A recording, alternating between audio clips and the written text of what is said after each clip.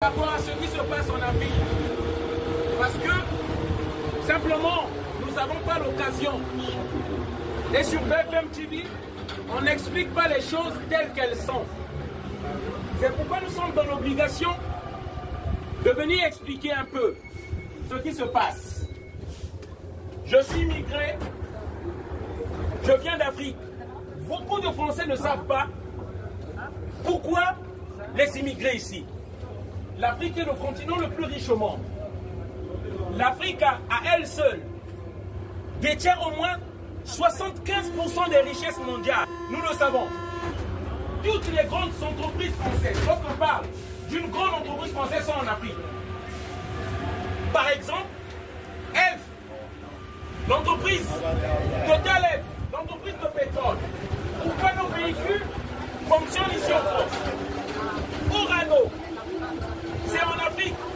L'uranium pour l'électricité de France. Et c'est pourquoi le train la circule.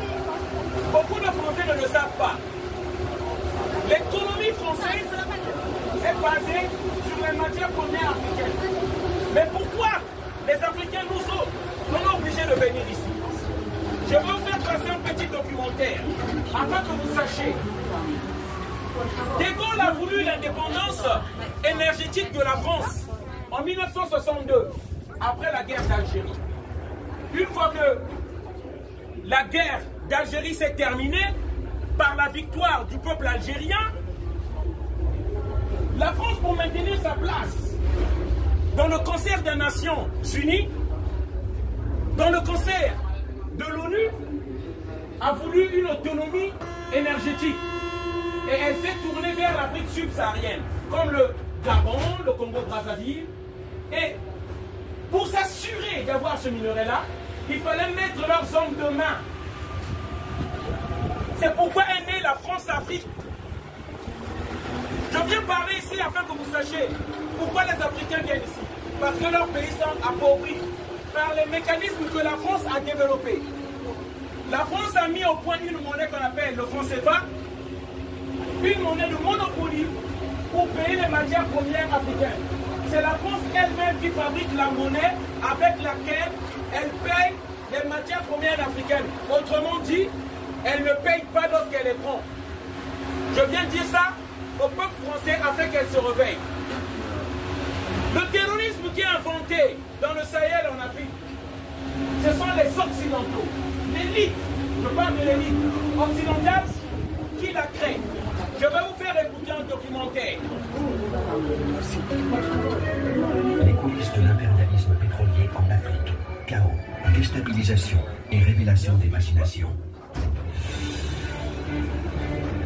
Le 21 novembre 2023, le ministre français des Armées, Sébastien Lecornu, déclarait à l'Assemblée nationale française: le Sénégal va bientôt devenir un pays producteur de pétrole et sera confronté à des risques terroristes importants. Ces propos ont été tenus 5 mois avant l'élection présidentielle sénégalaise. Je répète, le ministre français, M. Lecornu, de la Défense, qui dit le Sénégal va devenir un pays producteur du pétrole. Bientôt, nous verrons surgir le terrorisme au Sénégal. Alors, dès qu'on découvre un minerai dans un pays africain, nous voyons à côté surgir le terrorisme. Et la France et l'Occident qui vient proposer ses services militaires. Pourquoi cela? Parce qu'il crée la menace et il propose la protection. Pompiers pyromanes. C'est pourquoi le Mali les a chassés. Et il n'y aura plus l'ordre du Mali ici. C'est pourquoi le Niger, au cas où les Français ne le savent pas, a chassé l'armée française. Parce qu'elle a compris sa duplicité avec les terroristes qui sont dans la région. C'est pourquoi le Burkina Faso a chassé l'armée française. Parce qu'elle a compris sa duplicité. Voilà. On crée un terroriste parce que, posons-nous la question, les bonnes questions. Comment ils ont les armes? Des armes neuves. Comment ils ont le carburant pour leur moto? Comment ils ont des cartouches? Des armes plus que les armées de ces pays-là. Parce qu'il faut savoir, les richesses de l'Afrique, c'est pas maintenant. Depuis longtemps ont été toujours convoités. L'Afrique a toujours été attaquée. On organise ça. Je vais terminer par là, les amis. Je viens du Congo-Brazzaville. En 1992, les Congolais ont élu un président que nous avons choisi, il s'appelait Pascal Lissouba. La France, ne voyant pas que ce président-là assurait ses intérêts, a organisé une rébellion, une guerre, a donné les armes à Denis Sassou Nguesso, qui a tué plus de 600 000 Congolais. Et comme l'Occident, tu peux tuer tout un peuple, tant que tu assures leurs intérêts, tu es un bon président, tu n'es pas un dictateur.